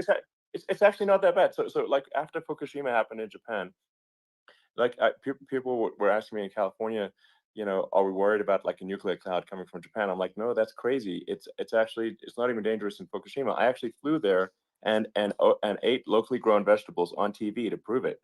And I donated a solar water treatment, a solar powered system for a water treatment plant. And Yeah, but you haven't because the been danger feeling is so just well lately, and I'm worried about it. no, but I mean, I'm it's just only kidding. it's I'm fine, you know. It's like Hiroshima and Nagasaki were bombed, but now they're like full cities again. So right. it's Well, that's really great. not That's something great. that, you know. That's Um, great. so it's not as scary as people think, basically. But Yeah. let's see. I mean, are there some other topics we should touch on? Oh, you know, like lawfare. I think, you know, Well, we need to be concerned about. what they've done to this country. Obviously, Yeah. yeah. Well, we just won the big I mean, case in Florida. This was a Biden administration did something that's never been done in this country, and that's go after their political opponent, me, with this nonsense and just nonsense. And the big case in Florida we won, but they always pick a judge and a jury, and they use local DAs, they use the local attorney generals, like Fani, you know, Fani, spelled Fani, Fani, and it's yeah, all a big hoax, and it's all run from there. Like in Manhattan, the one of the top people from the Justice Department went in, ran Manhattan, ran the state. The Letitia James deal was run by a person from the Department of Justice, Biden. They've never done this before, sure. and they set up a very bad precedent. It's called lawfare, warfare. Yeah, It's a terrible thing, and never happened in our country. It does happen in banana republics and third world countries, but it's never yeah, happened. And the incredible thing is it actually drove my numbers up because people see, you know, fortunately I have a platform like you, or, you know, in all fairness, like a conversation like this where I can talk about it and people understand. I mean, you fight for election integrity and you end up getting indicted because you're fighting for election integrity. And when the day comes that you can't fight for election integrity, you don't have a country anymore. So what happens? What yeah, happens is they went after their political opponent, me. Now Biden's, you know, close to vegetable stage, in my opinion. Okay, I looked at him today on the beach, and I said, why would anybody allow him? The guy could barely walk. Why would anybody allow him? Does yeah. he have a political advisor that thinks this looks good? You know, he thinks this looks good because it looks so bad, and it's ridiculous. I mean, and he's been doing Right, that right. for a long time. You know, he can't lift the chair. The chair weighs about 3 ounces. It's meant for children and old people to lift, and he can't Yeah. lift it. The whole thing is Well, crazy. he's clearly not, I mean, he's clearly like, we just don't have a president right You now. don't That's have a just obviously the president, and case. she's going to be worse than him Um, because she is a San Francisco liberal who destroyed San Francisco, and then as attorney general, she destroyed California. You talk about location, and we're talking about the sun and the water and all. There's nothing better than California. She has destroyed that. She was the original DA. She was the original in San Francisco. She was the original attorney general in California. What she has done to California is, well, you know better than I do. You just left California for a lot of those reasons. And what she's done with crime, with cashless bail, where you kill somebody. I mean, we have states there you kill somebody and they let you out right away. I mean, you don't have to even put up, and then they never find the people unless they kill again, and then they let them out again. Our yeah, country is becoming a very dangerous place. And she is a radical left San Francisco liberal. And now she's trying to protect. Now she's looking like she wants to be more Trump than Trump, if that's possible. I don't think it's possible, but she wants to be more Trump than well, Trump. yeah. I want a wall. I I want, think that's, you know, she yeah, wants to release all the yeah, prisoners that are in detention. And some of these guys are really bad. right. That just came Yeah, I out just saw today. that. She Yeah, doesn't want to build the wall, even though the walls work. Walls and wheels. You know, in your business, everything you do is obsolete, almost, well, not the tunnels, but everything is obsolete. Even your rocket ships, they're like a month later, they're obsolete. You find a better way to. The only thing that's not obsolete is a wall and a wheel. And the wall, you know, I built hundreds of miles of wall, and that's why we had such good numbers. I was going to add yeah, 200 miles. We bought it. We could have flipped it up in 3 weeks, and they sold it for 5 cents on the dollar. That meant, I said, wow, that means that they actually do want to have open borders. She wants to have open borders, and now she's going like she's tough on the border. It's such a lie. yeah. This is simply not true. Yeah, This is simply no, not and true. everybody Yeah, knows it's it's simply not not true. true. It's a disgrace that she can Yeah. say it. No, I mean, obviously, what's happening sort of overnight is they're rewriting history, and making Kamala sound like a moderate when in fact she is far left, like far left. Worse than Bernie Sanders. She is considered more liberal by far than Bernie Sanders. She's a radical left lunatic. And if she's going to be our president, very quickly, you're not going to have a country anymore. And she'll go back to all of the things that she believes in. She believes in defunding the police. She believes in no fracking, zero. You don't. Now all of a sudden she's saying, no, I really want to see fracking. If they got in, the day she got in, she'll end fracking. And by the way, if people didn't think that, the lunatics that really believe in that, they won't vote for her. You know, like the Palestinians and Israel. She is so anti-Israel, and she's bad for both. Biden actually did something that was impossible. Both sides hate him. You know, both sides. That was a hard thing to do. Unification. Yeah, no. I mean, Netanyahu came to give a talk to a joint Senate and House sitting, and I was there, and Kamala stood him up. You know, what does that say? I think it's highly disrespectful. And I say, if you're a Jewish person, or if you believe in Israel, if you're a person that, you know, is a very pro-Israel, if you vote for her, it's worse than Biden.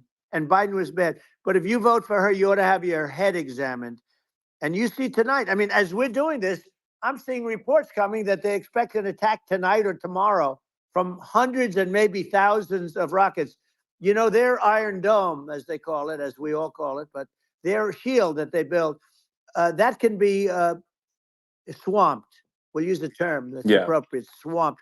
But they swamp it by shooting enough missiles. You know this better than anybody. By shooting enough missiles, they can't defend themselves. You know, they just obliterate the whole place. And that's what some people think they're looking to do. And we have no leadership. There's no respect for the United States of America with these people. And I'm telling you, you'll be worse than him, because she's a believer in being radical left, and he wasn't. I think you're right. I mean, you really, it's important for the public that may be listening to this to look at Kamala's track record, you know, before the last month, and say, is that a track record you agree with? And I think if you're an independent moderate, you definitely would not agree with it, because it is her behavior has been far left, and we're seeing just an overnight propaganda attempt to rewrite history and make it sound like Kamala's moderate when she in fact is not moderate.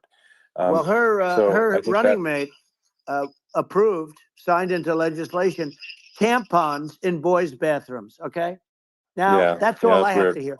Tampons in boys' bathrooms, and that means she believes in that too. I mean, she picked this guy because he was the closest to her. A lot of people thought she'd pick sort of the opposite, but she picked an anti-Israel radical left person. But she is far worse, they say, than Bernie Sanders. If we have her as a president, if we have a Democrat at this moment as the president, I don't think our country can survive. I think it's a massive. I think we're in massive trouble, frankly, with the Kamala administration, and that's my honest opinion. And I think really it's essential that you win for the good of the country for this election. And I mean, I'm just stating my opinion. Now, you know, you may have seen this, but I got a letter from the EU Commission, saying, you know, to not have disinformation on during this discussion that we're having, and you know, there's a lot of attempts to do censorship and to force censorship even on Americans from other countries. And you know, what do you think about that? Well, I know the European Union very well. They take great advantage of the United States in trade, as you know. We, through a different forum, NATO, we protect them. And yet, if you build a car in the United States, you can't sell it in Europe. You just can't sell it. It's impossible. The same thing with our farmers. Our farmers find it very difficult to do business. You know, we have a deficit with them of $250 billion, which people don't know. It sounds so nice, the European Union, but let me tell you, they're not as tough as China, but they're bad. And I let them know it. And that's probably why they notified you. No, they don't treat our country well. we defend them. With Ukraine, so we're in for 250 billion, and they're in for about 71 billion, and they have the same size. It's if you add up the European nations that in terms of an economy, it's about the same size. Wouldn't you say as us? And they're in, and they're in much greater risk. They're right there. We have an ocean separating us from. In this case, the enemy would be Russia. It used to be for the Soviet Union, but let's assume they're close enough. And what happens is they're in for 70-something million. I think even less than that, billion, and we're in for about 250 billion, and it could be a lot higher than that. And I say, why aren't you going to equalize? Why aren't they paying what we're paying? And they're in much more, it's much more important for them because of the fact that, they're right near there. I mean, they're all sort of in that location. We're not. But they should, and I did it with NATO. There were only 7 countries that were paid up in NATO out of 28 at the time. And the United States was the United States was subsidizing NATO, tremendously subsidizing NATO. And I said, I went in and I said, you got to pay up. If you don't pay up, we're not going to defend you any longer. I took a lot of heat, but you know what happened? Billions and billions of dollars came flowing in.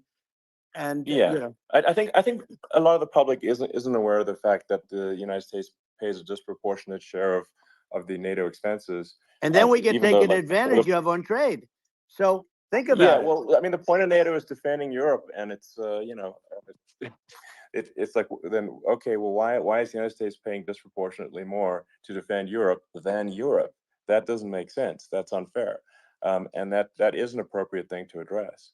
Well, when you talk about cost cutting and savings and everything else, I mean, honestly, look, there's nobody that feels worse about the Ukraine situation than I do, because I know it would have never happened.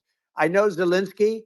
He was very honorable to me, because when they went with the Russia hoax and they said I had a phone call with him, he said it was a perfect phone call. It was a great phone call. He could have grandstanded and, said, oh, he was very threatening. He said, no, it was a very nice phone call. I called him up to congratulate him on his win, and you end up getting impeached because these people are lunatics. I was talking about the difference from the people within and the enemies on the outside. In many cases, the people from within are more dangerous for our country than the Russias and the Chinas. If you have a smart president, you're not going to have a problem with them. You're going to do things. Yeah. Now, they've taken advantage of absolutely. us incredibly, but you're going to do things with the right person. Yeah, well, I think it's obvious that you're a believer and an advocate of free speech, because during your first term as president, you were attacked relentlessly every day, often very unfairly with false attacks, and you didn't try to shut down the media. You didn't try to inhibit their freedom of speech, and I think that says a lot. Well, the good thing is that you and I have, and some people, very few, we can get the word out. Although sometimes it's hard because they don't want to print it, like we're having a great conversation right now. Kamala wouldn't have this conversation. She can't, because she's not smart. She's not a smart person, by the way. She can't have this conversation. And Biden, we don't even have to talk about it. I mean, he couldn't have this conversation. He would have given up on the first half of a question. He would have walked out. He would have said, where am I? Where am I going? So anyway, but no, he wouldn't have this. That's true. Not a lot of people would have this conversation, but we cover a lot of territory. But the beauty is that we can have a conversation, and I'm able to get it out because I get treated unfairly. This is a really big point. You can actually have a conversation with you. Yeah, it's nice, isn't it? And you can't have a conversation with Biden or Kamala. It's like it's not possible. That's true. So this is like talking to an NPC. No. So it's just impossible. Well, but think of it. We need a man or person who's unbelievably sharp in order to stop all the nuclear danger and all the dangers that I'm talking about. And I got along with all these. I got along with Kim Jong-un. We had dinner. We had everything. And he really liked me, and I got along with him really well. By the way, he's the absolute boss over there. A lot of people said, oh, do you think he really? That's for let sure. me tell you, I saw things that you don't want to know about. He is the boss. But we had a good relationship, and he doesn't like Biden. He considers him a stupid man. He said he's a stupid man. Well, at least he speaks his mind. But in this country, you're not sort of allowed to say it, but I guess you are. You should be allowed to say it if Yeah, it's true. But we need smart people, and we need people that have an ability to lead. And she doesn't have that ability. Can you imagine? Now, yeah. Chairman Xi very well. Can you imagine her and him negotiating, or No, it's even silly. It would be standing silly. together? It is, the whole Yeah. concept is ridiculous. She is terrible. She's terrible. But she's getting a free ride. I It saw a would, picture of her yeah, yeah, on Time Magazine today. She looks like the most beautiful actress ever to live. It was a drawing, and actually, yeah, she looked very much like our great First Lady, Melania. She looked, yeah. didn't look, Yeah. she didn't look like Camilla. That's right. But of course, she's a beautiful woman, so we'll leave it at that, right? Yeah, well, maybe like I think part of what people in America want to, people in America want to feel excited and inspired about the future. They want to feel like the It's future is true. going to be better than the past, and that America is going to do things that are greater than we've done in the past, reach Right. new heights that make you proud to be an American, and excited about the future. They want the And I American think dream just back. They want the American dream back. More important than anything else. It's like you don't have that today because the people, they've been just sucked. They see incompetent people running our. You know, the Biden thing is very interesting. People just found him to be incompetent, and when I debated him, I was like, "Is this for real?" It was. Yeah, it was just absurd. But I think there are like some grand projects that we could do. I mean, I think like we could build a base on the moon. We could send American astronauts to Mars. We Right. could build high speed Yep. connections that are more advanced than anything else in the world between our cities, so people have fast transport. It's possible to solve traffic with tunnels. That's right. We already made great progress in Vegas doing that, and and just do things that are exciting and inspiring and make the future feel like it's better than the past. Well, I saw And what you did in Vegas, and I'll tell you, it was amazing. I got to see. I took a big glimpse at it, and it's incredible. It's incredible, and you could do that all over. You could do that all over. It's deep. yeah, You don't even need much structure. Assuming you're in the right areas. no, it's straightforward. It's amazing.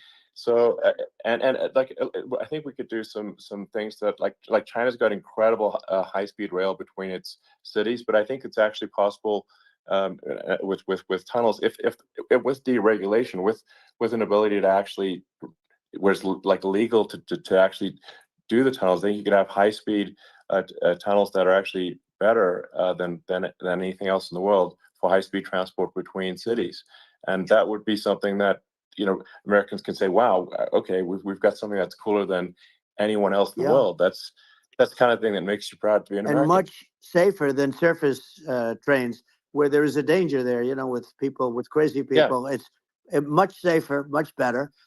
And it's sad because I've seen some of the greatest trains. I find it fascinating, and I've seen the systems and how they work, and the bullet trains they call them, I guess. And they yeah, they go unbelievably fast, unbelievably comfortable, with no problems. And we don't have anything like that in this country, not even close. And yeah. it doesn't make sense that we don't. Doesn't make sense. Yeah, and I think also like there's I'm kind of hopping on the excess regulation, but I think something that like I think people can generally understand is that what happens with laws and regulations is that there's more and more of them every year, and unless there's a process to clean them up, eventually everything becomes You're right. illegal, and that actually it slows down the development of new technologies. I mean, if you take sort of like I think there's room for some reform at the FDA for Yeah. improving the speed with which we approve drugs that could help save lives and improve people's Yeah. lives. And I worked very hard and on that. you know We got that yeah, down to the lowest number ever, and we got therapeutics approved in the FDA that people can't even believe the speed. But I took them on. I don't think they like me too much, but I got things approved in the FDA at numbers that they wouldn't believe. And it's a very bureaucratic group. Actually, it's a fine group of people in many cases. I got to know a lot of them, but I was pushing them really hard for Regeneron, for so many different things that were really pretty amazing. But the FDA takes too long. It's 12 years to get a product approved. I got it down to 4. and I Yeah. got some things done very quickly. But it's really something that is going to have to be worked on because it takes too long.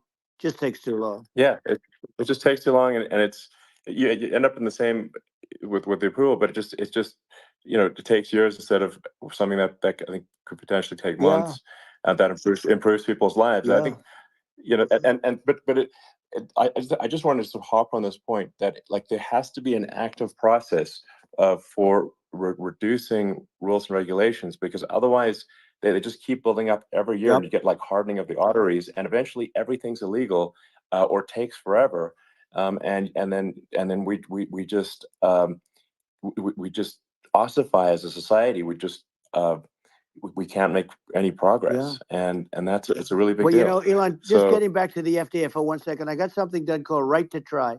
This is where you can go in and if you're terminally ill, you can use a space age, medicine or whatever it may be. We have the best doctors, the best labs in the world. We really do.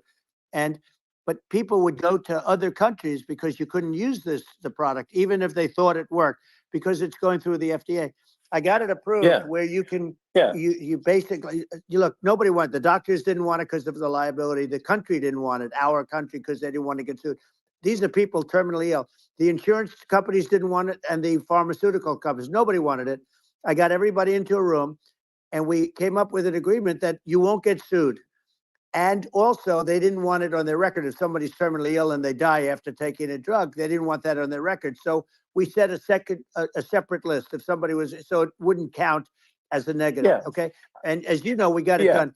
We have saved Right to Try. They've been trying to get this done for 58 yeah, years. And it sounds simple, but it wasn't because, the insurance companies, nobody wanted it, but we got it done. sure, Somebody signs, you sign a document that you're not going to sue the insurance companies, the country, you're not going to sue anybody. And we got it done. And we're saving tens of thousands of lives. Right to Try. Hopefully you never need it. But if you yeah, do, you don't have to travel to Asia. People, right, if they had money, they go to yeah, Asia, they go sure, to Europe. If they don't have money, they go home and die. That's what happened. They'd go home and yeah. die. Well, I mean, and actually, to give Europe some props here, it's like if a drug is approved in Europe, which has a crazy amount of regulations, it should obviously be approved in the U.S. Yeah. I mean, they get more regulations than we do. So why would a drug be approved in Europe and not in the U.S.? That's crazy. Well, we did it. We did Um, something that really, they've been trying to do it for 50 years, and they just couldn't get it done. And I got it done, and it's really something. But you're right. Some people go to Europe because a drug isn't approved here, but it's approved in Europe, and it's a drug that, generally speaking, would yeah, work. It's pretty crazy. You're absolutely. right. And I think so long as people are properly informed of the pros and cons, and like these are the risks, this is the risk, and like you make your own decision. Yeah. That makes sense. Well, I think just, So in sort of closing up, and by the way, I'm looking at the numbers. You got a lot of people listening. I hope you don't get yeah, nervous because you got a lot of people listening to you right now, like 60 million or something. What is that number? It's crazy. It's amazing how you can see that right away. How many? What is the number? Wow. What is it? well, Wow. I think in Wow. terms of That's a people that's a that big. That's bigger than you said. You said 25, and you're much more than double that number, 25 million. I think you're going to be 60 or 70. And I guess over a period of time, hey, I congratulate you. Do I get paid for this or not? well, I think actually in terms of the number of people that will hear this conversation over the next few days to Right. weeks, it's going to be hundreds of That's what they millions. say. Yeah, that's good. Well, look, it's an Yeah. honor. I just asked this, are you better off now, or were you better off when I was president? Nobody's better off now. People, we put out polls on that, and nobody's better off now. Inflation has killed it.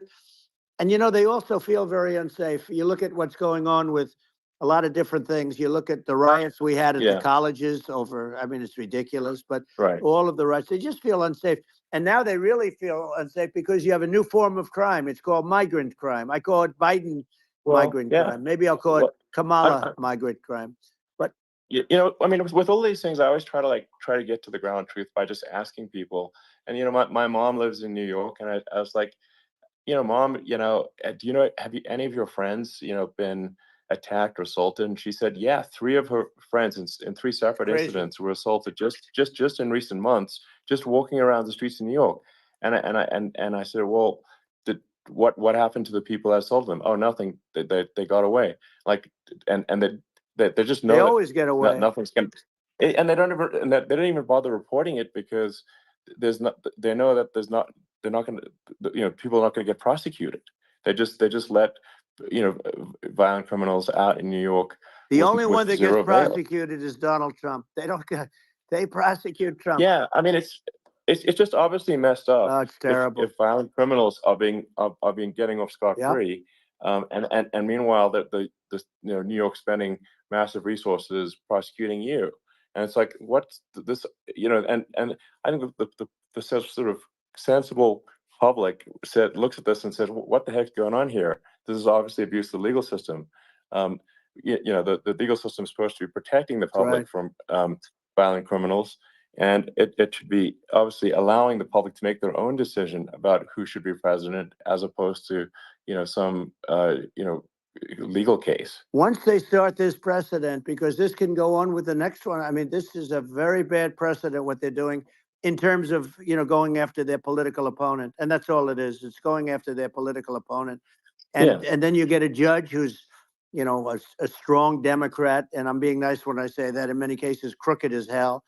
But you get a judge, and you go into an area where a Republican gets 3 or 4% of the vote, and you'll have a jury pool with people that hate Republicans or hate. It could also be the other way, though, because it could start the other way in areas where they hate Democrats, and you get into a Pandora's box. It's a very dangerous thing for this country, and a very dangerous thing even for the state.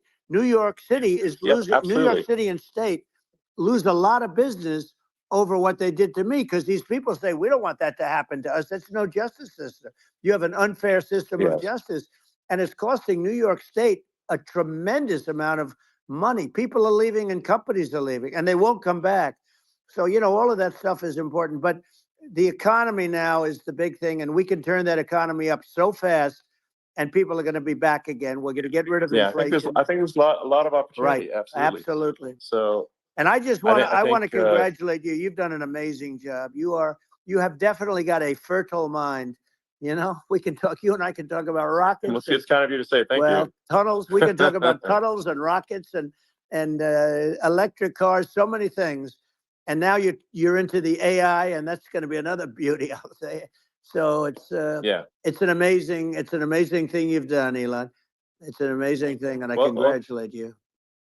I mean, thank you. And I just to say here, here's to an exciting, inspiring future that people can look forward to and be optimistic and excited about what happens next. And that's the kind of future that I think you will bring as president, and that's why I endorse you. Well, I appreciate that. That endorsement meant a lot to me. Not all endorsements mean that much, to be honest. Your endorsement meant a lot. And, we have a phrase, make America great again. It's pretty simple, but it really says that we want to make America great again. And we can do it. We can do it now. But if we were going to suffer another 4 years like we suffered for the last 4 years, I'm not sure the country can ever come back. That's how bad it is. It's so bad. We have to do a lot of things. I think that's a very real risk. Yeah, it's a big risk. It's a very real risk. Yep. And it's, I'd just like to note to people listening, like I've not been very political before. And if you look at my record, I've actually been. I'm not like some they try to paint me as like a far right guy, which is absurd, because I'm like making electric vehicles and solar and batteries, helping them with the environment, and I actually I supported Obama. I stood in line for 6 hours to shake Obama's hand when he was running for president, and so it's not like I'm like some sort of dyed in the wool long-term Republican. I'd call myself historically a moderate Democrat, but now I feel like we're really at a critical juncture for the country, and I think a lot of people thought the Biden administration would be a moderate administration, but it's not, and obviously we're just going to see an even further left administration with Kamala. That's my honest opinion. I mean, her dad is literally. She was brought up as an actual. Her dad is a Marxist economist. You can Google it. I mean, it's not we're not making this up. That's how she was brought up. So, and we want to have a future that is prosperous, and I think we're just at this critical juncture, and I think this is a case of the America is going to at a fork in the road, and True. I think it will take if the path to, like, you are the path to prosperity, and I think Kamala is the opposite. Then that's my honest opinion. I'm gonna get attacked like crazy, and I've also experienced quite a bit of lawfare myself, but I'm just trying to tell people my honest opinion, and I haven't been really active in politics before, and I'm just trying to point out that my track record historically has been moderate, if not moderate, slightly left, and so this is to people out there who are in the moderate camp to say, I think you should support Donald Trump for president. And I think it's actually a very important junction in the road, and we're in deep trouble if it goes the other way. Well, I want to thank you, and I actually always did think of you as somewhat left. I must say that. So it's Yeah. even more of an honor to have your endorsement. I know how strong you feel about it, but when you think of her, San Francisco, 15 years ago, I had a great friend, Bob Tish. He said it's the greatest city in America, and now it's not. It's almost not livable there. And California likewise. And she was involved in the destruction of San Francisco and the destruction of California. And she will be involved in the destruction of our country if people are so unwise as to elect her. And I hope that doesn't happen. And I hope the elections are going to be run honestly. And we're going to turn this country around. We're going to do things and we can do it fairly quickly. And we have to get rid of the criminals that have been, given to us by other countries as they laugh. They laugh at us. They think we're stupid to accept these people. These are radical, stone cold killers in many cases and terrorists. And they're in our country by the hundreds of thousands. Yeah. And we have to take them out. Yeah. I mean, if I could summarize it, perhaps, I think these are issues that I think most people in America would agree with, which is that we want safe and clean cities, we want secure borders, we want sensible government spending, we want to restore both the perception and reality of respect in the judicial system, just stop the lawfare, and I think that's like, and how are those even right-wing positions? I think those are that's just common sense, and that's I mean, would you agree with that? 100%. I don't understand, the whole, they call it progressive. They don't like the word liberal anymore, but call it liberal or progressive. I don't understand how somebody could say that it's okay for them to empty prisons into our country. And again, I told you their crime rates all over the world are going way down, which makes sense. In fact, the next time what we'll do is, if something happens with this election, which would be a horror show, we'll meet the next time in Venezuela, because it'll be a far safer place to meet than our country. Okay, so we'll go, you and I will go, and we'll have a meeting and dinner in Venezuela, because that's what's happening. Their crime rates coming down and our crime rates going through the roof. And it's so simple. And you haven't seen anything yet, because these people have come into our country and they're just getting acclimated. And they don't know about being politically correct law enforcement or lack of law enforcement. And our police, I have to just end with this. We have great police. We have great law enforcement, but they're not allowed to do their job. They have to be able to do their job without being destroyed. Well, absolutely. And it's obviously demoralizing if you're a police officer risking your life to arrest violent criminals who could kill you and do kill you sometimes. And then you arrest the violent criminal, and then the DA, doesn't prosecute, and that's let the guy out. Well, then, like, why should a police officer risk their life to arrest a violent felon? Well, even worse, Elon, if nothing's going to happen. Even worse, they prosecute the police officer. They go after it, and they prosecute the police officer, and they take away his pension. They take away his job. He loses his family. He loses his house. Well, I thought it was very telling, like incredibly telling, that when there was that case where sort of a gang of thugs beat up police officers. I think it was in Times Square in New York, and then nothing happened to those guys. They were let out, zero bail, and I think a bunch of them were given free tickets to California. Well, what is I mean, that that is a gross indignity against the United States, and that's how, I mean, this is insane. Like, have we lost all pride? That, how can such a thing be allowed to occur? I've never seen anything. You know, we see where they get shot. It's a very dangerous profession, but it's something they're very proud of, and they want to be able to do their job. But I've seen them get shot. I've seen a lot of things, but I've never seen where these guys are standing in the middle of a big street, everybody watching them, and they're literally boxing, like punching, stand up fighting a police officer. There were two of them, and you had about six of these guys, and they're punching the hell out of them. And in their own country, they would be dead if they did that. They'd be shot. Yes. They would be shot instantly. And, you know, they come from these countries, and it's taking them a while to realize that we don't do that in this country. But in their own country, if they stood on a street and had a fight with a police officer, they would be shot. There's no political correctness. And it's such a sad, it's such a sad thing to see. And that's the reason you have crime, by the way, because we don't do anything about it. Yeah, we just cannot have a situation where our police officers are beaten up on camera by, you know, a gang of illegal immigrants, and then nothing happens to the guys that beat up the cops. I mean, and they're let out. This is unacceptable. Well, we're going to change it, and we're going to get them out of the country. You know, when I first got involved, they said you couldn't get them back to these countries. You couldn't take them back. In the case of Guatemala, Honduras, El Salvador, some others, you couldn't get them back. And I said, really? Oh, you can't get them back? Because under Obama, he couldn't get them back. They'd fly them in, and they'd put planes on the runways in these countries so you couldn't land a plane. They'd bring them back. And the generals told me, sir, we can't bring them back. The countries won't accept MS-13 gang members. They won't accept them. And I said, really, how much do we pay these various countries in terms of economic aid, which is also somewhat ridiculous? And the answer was $750 million. I said, good.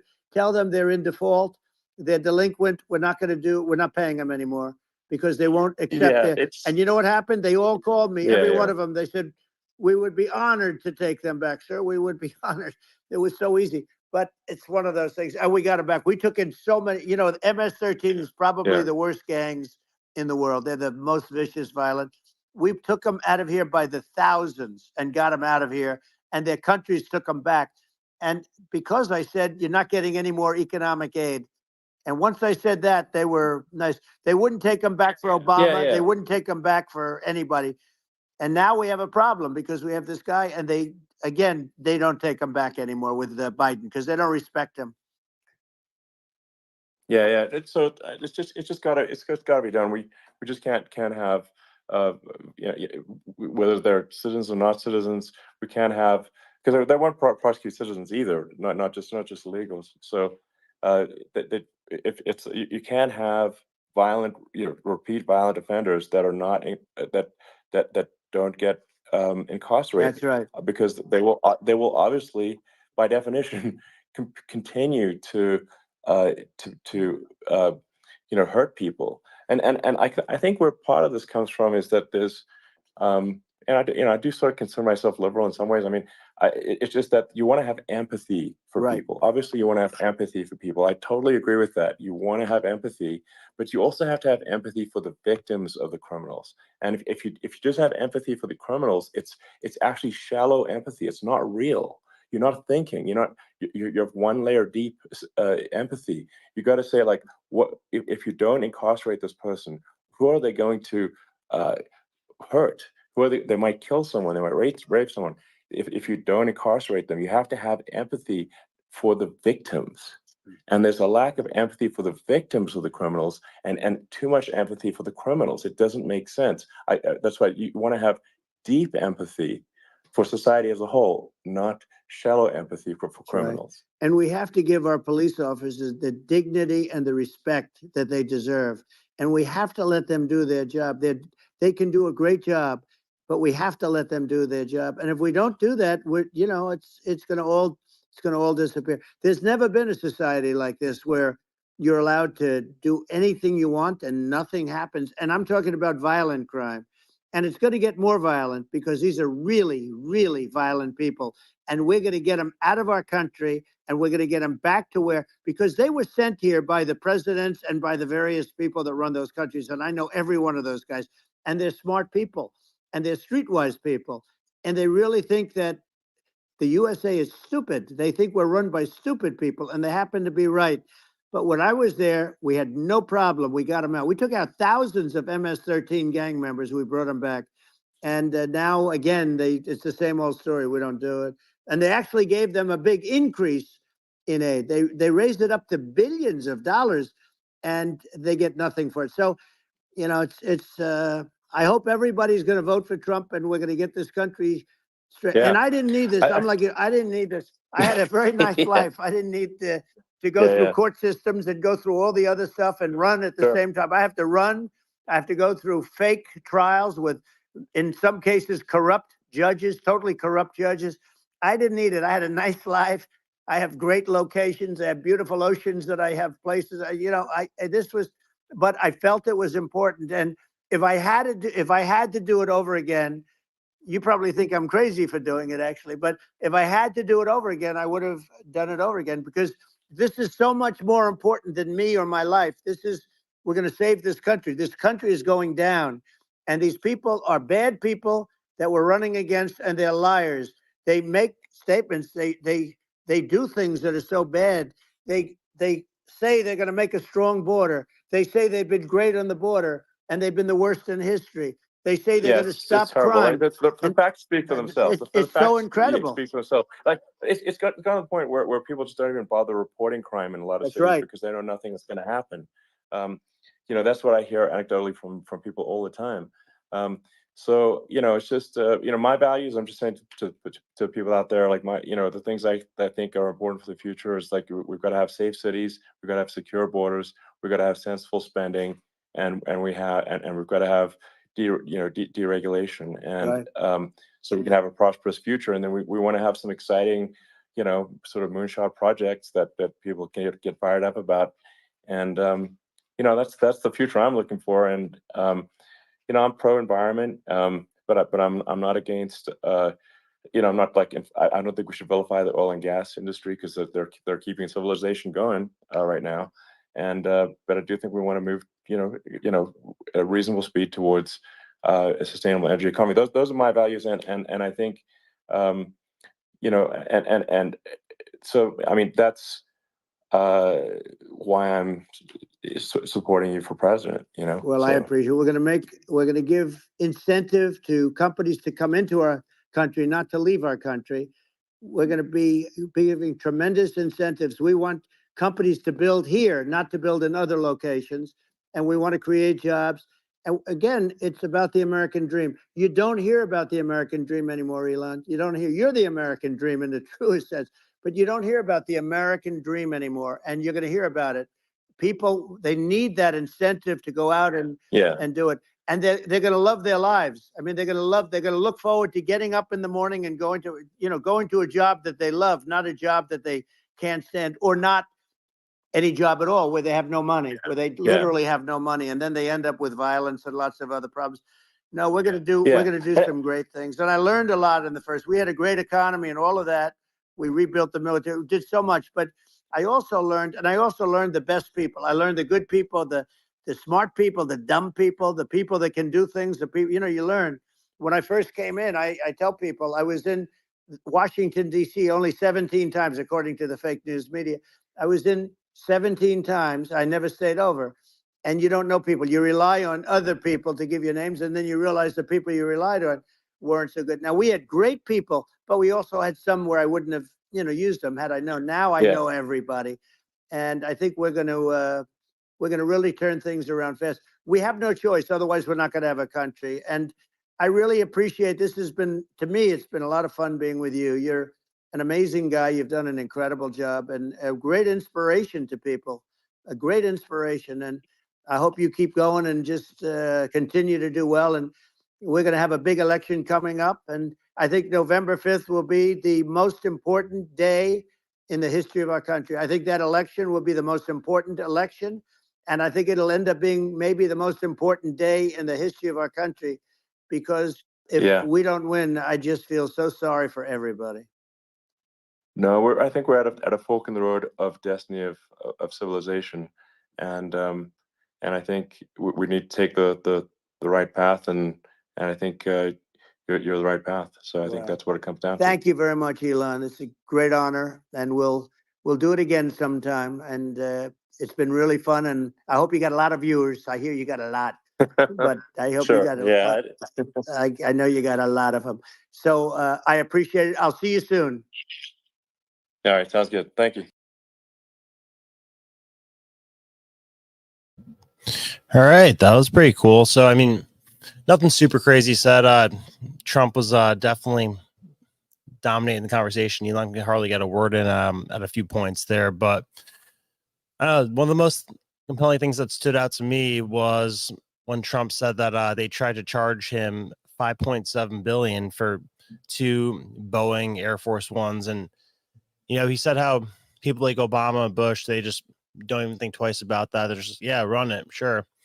But, you challenge them on it and say, no, I'm not paying $5.7 billion for 2 jets. I know how much jets cost, and got $1.6 billion off the price. So, like he said, multiply that across the entire economy, everything the government spends money on, and that's where inflation comes from. Now, I bring that story up because it applies to our economy, applies to what we're doing with NATO, and it really comes down to, this is not a Democrat versus Republican thing at the end of the day. It's globalism versus nationalism. That's why our politicians and the European politicians, they do things that you'd say, all right, why is it they're doing something that's objectively not in the best interest of our country? And my thought process is that they're either blackmailed or bribed into doing something that are counter to the interests of their countries, because we know the people who really run the world are obsessed with this idea of a one world system. And in order to do that, you have to weaken America, destroy the economy, destroy the middle class, chip away at the Constitution, and bada bing, bada boom, you get their one world government with the one world central bank digital currency. Nightmare for everybody. So if you're against the notion of a one world system, digital ID, central bank CBDC, one world government, mass migration, chaos, to the point where you're begging the government to come along and save you, and then it's this one world council where they come along and say they're going to save the day, and then you have less freedom than ever before. That's what you're voting against if you vote for Trump, at least in my point of view. And somebody like Elon, who's been a liberal his entire life, coming along and saying this very powerful endorsement. I'm glad he's finally on board. So, and we see the polls are saying, oh, Kamala's taking a lead over Trump. That's the same exact thing as them saying that Hillary Clinton had a 99% chance of beating Trump weeks before that election. So don't buy that for a second. This still feels like a pretty strong situation for Trump, but don't take it for granted either. Spread this interview to everybody emphasize the fact that it's not a Democrat Republican thing. It's a globalist versus nationalist thing. That's the thing we have to hammer into people's heads. But thank you for watching, guys. Love you all, and I'll talk to you later this week. I have a crazy episode coming out either tomorrow or Wednesday, and I'm really excited to release a big announcement in that episode too. Don't forget to like and subscribe, and I'll see you all later.